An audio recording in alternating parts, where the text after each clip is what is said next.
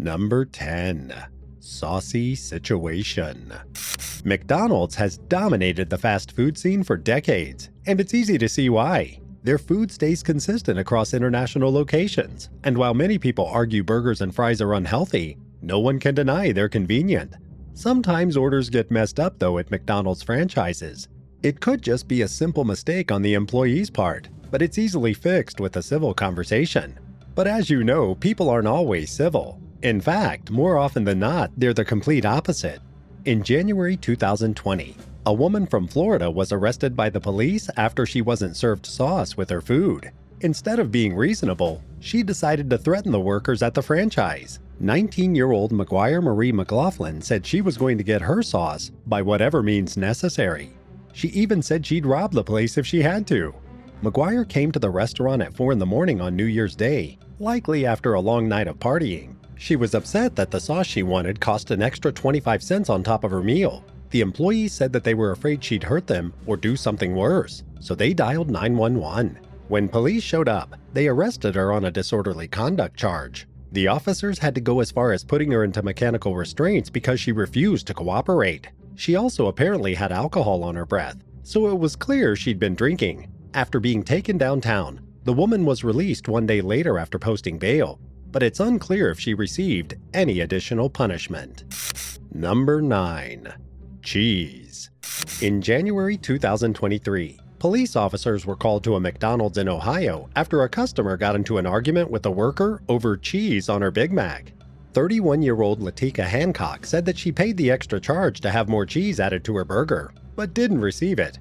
After realizing this, she confronted the employees and asked if they could remake her sandwich, and the workers complied with her request. With the new Big Mac made, the McDonald's workers tried charging Latika again, but she claimed she'd already paid. Eventually, the police showed up because the employees were concerned about the scene Latika was causing. All she wanted was a refund over the misunderstanding. When an officer asked the woman for her ID, she refused to give it to them.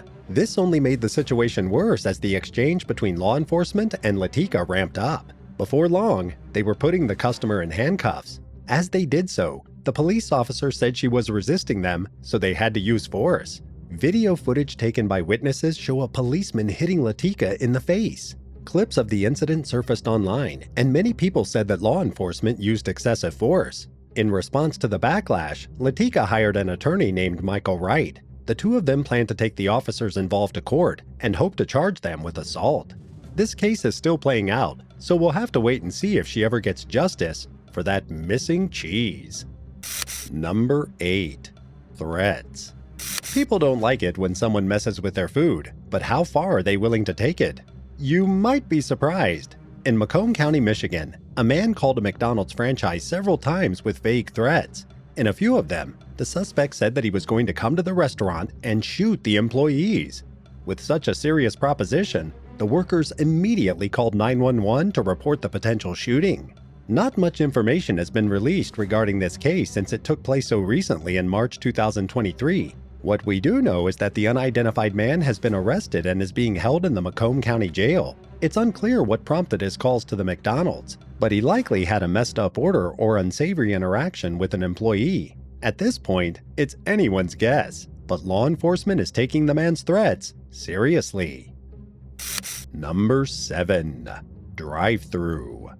On February 22, 2023, police officers in Sun Prairie, Wisconsin were called to a McDonald's. Apparently, a man was trying to rob the business through the drive-thru window. The incident happened at about 3 in the morning as 26-year-old Joseph Martin got out of his car as he sat in the drive-thru line. With a loaded gun in his hand, Joseph went up to the restaurant's window and approached an employee. Luckily, the frightened worker was able to quickly close the window before the robber could do anything and call for help. As Joseph realized that the police were on their way, he got back in his vehicle and sped off. Luckily, McDonald's has cameras everywhere. They captured the whole incident on tape, and officers figured out what kind of car the suspect was driving as well as what he looked like. About 2 hours after the attempted armed robbery, cops pulled up to an apartment complex. Then, at 11:30 a.m., they arrested Joseph and found the weapon he used earlier that morning. Unfortunately, no additional details on the case have been released. Number 6. Justin HAEVISCHER. A 33-year-old man was shot and killed at a McDonald's in Canada. The Aldergrove resident was recognized as the brother of a gangster involved in the murders of 6 people. That 2007 case has been popularly referred to as the Surrey Six since it happened in the Surrey's Balmoral Tower. Justin HAEVISCHER was later tied to the killings and charged as an accessory to the crimes. The man apparently helped burn evidence from the case in order to protect his brother. For that, he received 20 months in jail. On the night he was shot to death in September 2019, he was right outside the McDonald's, which was full of hungry customers. After investigating, authorities discovered a black SUV that wasn't too far from the crime scene that they think the shooter used to escape. Sergeant Frank Jang, who worked on the case, said, "It's a miracle by God's grace, whatever language you choose to use, that nobody else was hurt from this." Considering how many people were around when Justin was killed, Frank's completely right. This murder was one of several gang-related deaths in the area, and police have asked for the public's help in finding more information connected to the crimes. The last thing anyone should have to worry about while grabbing something to eat at McDonald's is getting shot at. What would you do if someone got hurt while you were at a fast food joint? Let us know in the comments down below. Be sure to subscribe to the channel too if you like the video so far. Number 5. Ronald McDonald. If you've heard of the famous Golden Arches, then you've definitely heard of McDonald's recognizable mascot, Ronald McDonald. Well, what if we told you the red-headed clown had a side you didn't know about? During a protest demonstration outside a McDonald's distribution center in Auckland, New Zealand, Gareth Hughes was taken into custody while decked out in a full Ronald McDonald costume, including the fiery hair, yellow suit, and face makeup. Gareth often participated in Greenpeace rallies as an activist, but he might have taken things too far that day in 2004. He decided to chain himself up to the facility's gate to protest how the international restaurant chain feeds their chicken soy that's been genetically modified. He wrapped a bicycle lock around his neck as well as a comically large padlock and chain. Since Gareth refused to leave, law enforcement was called and some firemen had to cut him down. Some of the distribution center's trucks weren't able to get into the facility due to the stunt. As strange as this situation was, in a way, it's sweet that Ronald McDonald wanted to do some good, even if the man behind the makeup went about it the wrong way. Number 4. Robert Gilbert. When you visit a McDonald's, you're not exactly going to see the highest caliber of people there, and there really isn't a strict dress code. You can show up in your pajamas to get some late-night French fries and be perfectly fine. In reality, no one would even give you a second look. But one man in Camden, Missouri decided to visit his local McDonald's wearing his birthday suit. 47-year-old Robert Carey Gilbert was arrested after employees called for help. The naked man refused to leave the restaurant despite multiple pleas. It wasn't even in the middle of the night when this happened either. It was only 4 p.m., so he did this in broad daylight. When officers got there, they had to escort him off the property. When asked why he wasn't wearing anything inside, Robert didn't give a straight answer. You know how we said McDonald's doesn't have a strict dress code? Well, Robert managed to violate it. He was charged with disorderly conduct and indecent exposure as a result. Number 3. Fight. Fast food restaurants often double as a place for people to hang out and spend time with friends. With cheap food, tables, and decent locations, teenagers and young adults alike flock to places like McDonald's to pass time and fill their stomachs.